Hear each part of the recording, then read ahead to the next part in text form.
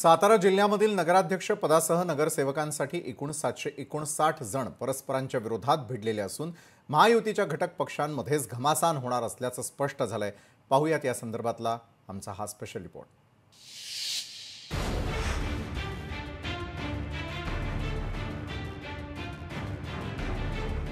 सातारा जिल्ह्यात महायुतीमध्येच घमासान, 759 जण परस्परांच्या विरोधात।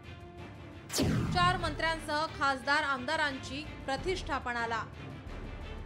सातारा जिल्ह्यातील 9 नगरपालिका आणि एका नगरपंचायतीसाठी 1726 उमेदवारांपैकी तब्बल 1053 उमेदवार रिंगणात आहेत।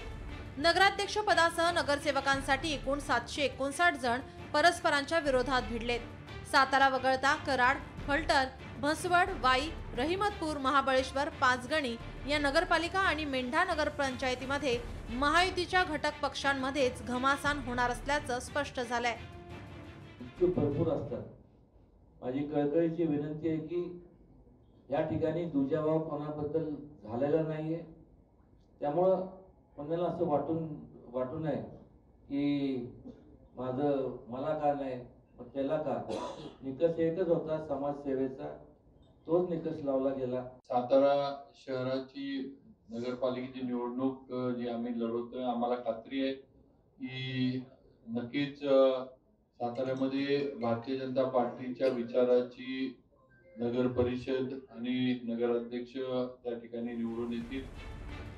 सातारा जिल्ह्यामध्ये 8 आमदार महायुतीचे आहेत, 2 खासदार देखील महायुतीचेच आहेत। एकूण राज्यामधील 4 मंत्र्यांसह एकमेकांचे कार्यकर्ते परस्परांच्या विरोधात भिडले असल्याचं पाहायला मिळतंय। अशातच 4 मंत्र्यांसह खासदार आमदारांची प्रतिष्ठा पणाला लागली असल्याचं चित्र सध्या सातारा जिल्ह्यामध्ये दिसून येतंय।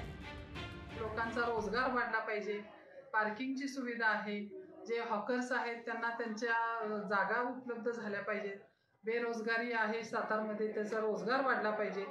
यासाठी काही जे लोकांच्या जनतेतले जे काही प्रश्न आहेत, त्यांच्या रोजंदारीचे जे प्रश्न आहेत तेच प्रामुख्याने सोडवण्याचा नक्कीच प्रयत्न करू। आपल्या गावामध्ये अनेक समस्या आहेत, पाणी टंचाई, शौचालय, रस्त्यांची दुर्व्यवस्था, अशा अनेक समस्या आहेत ज्यावर मी काम करणार आहे। मी निवडून आल्यानंतर सर्व समस्यांचे निराकरण आणि आपल्या गावच्या कार्यक्षमतेची कटिबद्ध करण्याचा प्रयत्न करेन। बाबा राजेंच्या माध्यमातून मेढा नगरीमध्ये बरीच कामं झालेली आहेत। मग त्याच्यामध्ये आपलं ह्याचा कोर्टाचा विषय असेल, कोर्ट आधी झालेले किंवा भूमी आहे, तहसील कार्यालय आहे, अशी बरीच कामे पूर्णत्वास आलेली आहेत आणि इथून पण बरीच कामं होणार आहेत। जिल्ह्यातील नगरपालिका नगरपंचायत निवडणुकीत काही ठिकाणी दुरंगी तर काही ठिकाणी तिरंगी चौरंगी लढती होणार आहेत।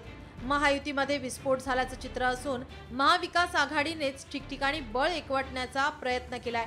जिल्ह्यात महाविकास आघाडीची ताकद अत्यंत कमी असताना देखील यामध्ये महायुतीमध्ये झालेल्या फाटाफुटीचा फायदा महाविकास आघाडी घेत आहे। दोन्ही महाराज एकत्र प्रीती हॉटेलला पहिल्यांदा बैठक झाली। छत्रपती उदयन महाराज, छत्रपती शिवेंद्र महाराज आणि मी अशी बैठक झाली आणि दोन्ही महाराजांनी एकत्र निवडणूक लढवायची भारतीय जनता पार्टीच्या चिन्हावर असा एकमताने दोघांनी निर्णय केला।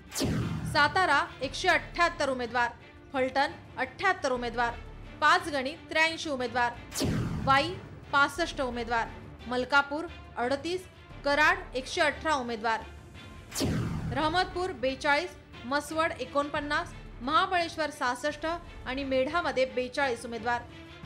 सातारा जिल्ह्यात 12 जणांना बिनविरोधाची लॉटरी।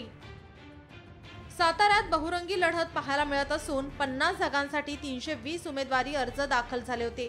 नगराध्यक्ष पदासाठी 9 तर नगरसेवक पदासाठी 159 उमेदवार रिंगणात उतरलेत।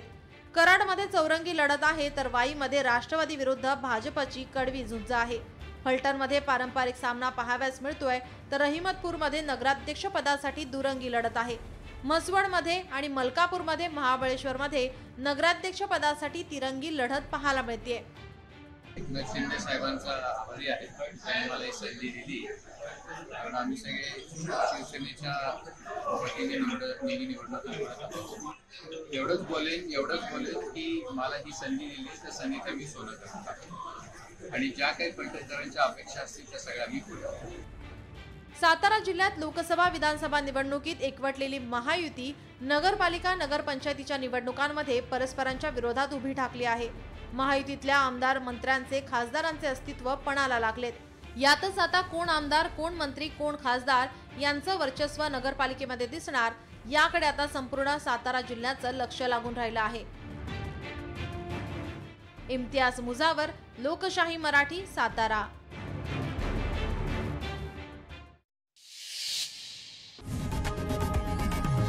लोकशाही मराठी, ऐका, पहा, जागरूक रहा।